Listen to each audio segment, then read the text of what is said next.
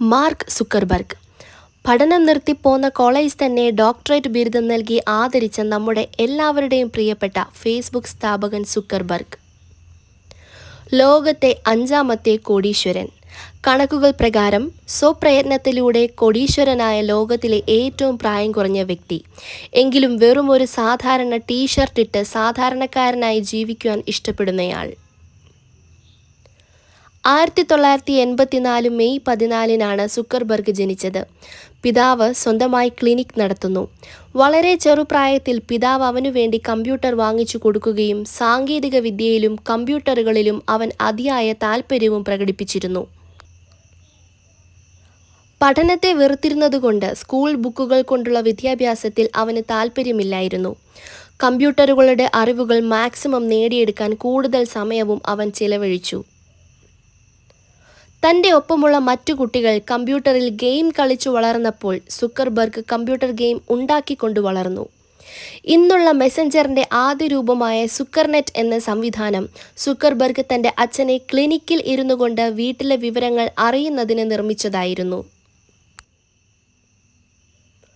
തുടർ പഠനത്തിനായി ഹാർവാർഡിൽ ചേർന്നുവെങ്കിലും പഠനം മതിയാക്കി നിർത്തിപ്പോന്നു. പിന്നീട് അതേ കോളേജ് തന്നെ സുക്കർബർഗിനെ ഡോക്ടറേറ്റ് നൽകി ആദരിച്ചു.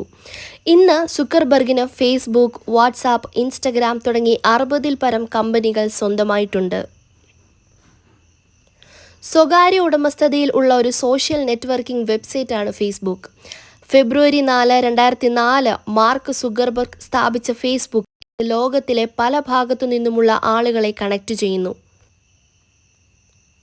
2004 ആരംഭിച്ച ഫേസ്ബുക്ക് 2017 വരെയുള്ള കണക്കനുസരിച്ച് 219 കോടി ഉപയോക്താക്കളുള്ള സൈറ്റാണ്. ഗൂഗിൾ കഴിഞ്ഞാൽ ലോകത്തെ ഏറ്റവും കൂടുതൽ ആൾക്കാർ ഉപയോഗിക്കുന്ന സൈറ്റ്.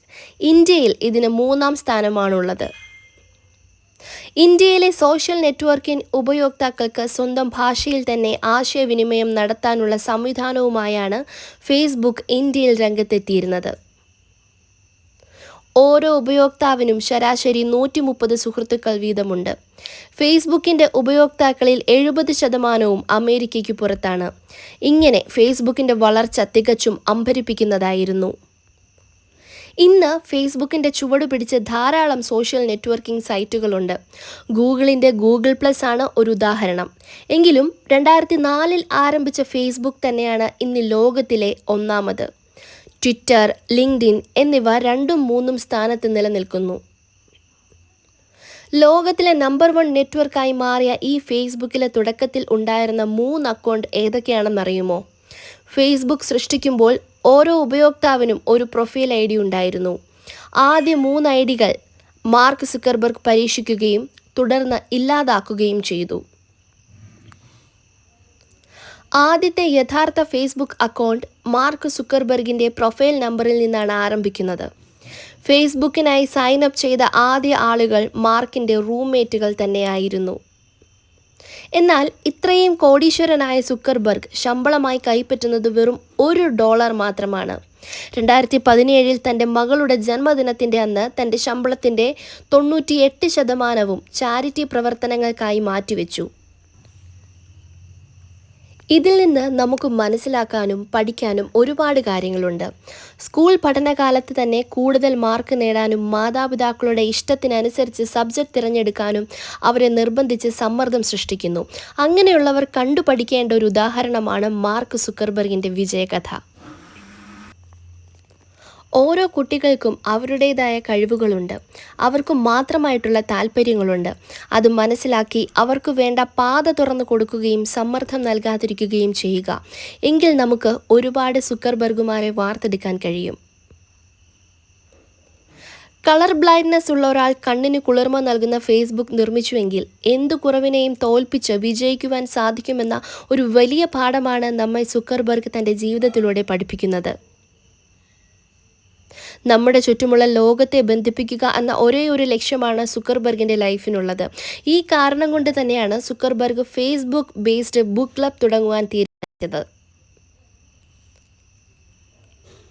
അതുപോലെ തന്നെ തൻ്റെ മകളുടെ ജനനത്തിനു ശേഷം ഒരു മാസത്തിൽ 2 ബുക്ക് വീതം വായിക്കുമെന്നൊരു ഗോളും എടുത്തു. അതുപ്രകാരം വായിച്ചതിൽ ഇഷ്ടപ്പെട്ട ബുക്സിൻ്റെ ലിസ്റ്റ് ഉണ്ടാക്കുവാനും തുടങ്ങി. വ്യത്യസ്ത സംസ്കാരങ്ങൾ, വിശ്വാസങ്ങൾ, ചരിത്രങ്ങൾ, ടെക്നോളജീസ് തുടങ്ങിയ മേഖലകളിലെ പുസ്തകങ്ങളാണ് വായിക്കാനായി അദ്ദേഹം തിരഞ്ഞെടുത്തിരുന്നത്. പുസ്തകങ്ങൾ ഒരു വിഷയത്തെപ്പറ്റി പല സോഷ്യൽ മീഡിയയേക്കാൾ കൂടുതൽ ആഴത്തിൽ മനസ്സിലാക്കുവാൻ സാധിക്കും എന്ന് ഏറ്റവും വലിയ സോഷ്യൽ മീഡിയയായ ഫേസ്ബുക്ക് സ്ഥാപകൻ സുക്കർബർഗ് പറയുന്നു. ഞാൻ സോഷ്യൽ മീഡിയ ഉപയോഗിക്കുന്നതിൽ നിന്ന് പുസ്തകങ്ങളിലേക്ക് കടക്കാൻ പോകുന്നുവെന്ന് തൻ്റെ പേഴ്സണൽ ഫേസ്ബുക്ക് പേജിൽ സുക്കർബർഗ് വ്യക്തമാക്കിയിരുന്നു. കൂടുതൽ വീഡിയോകൾക്കായി ചാനൽ സബ്സ്ക്രൈബ് ചെയ്യുക.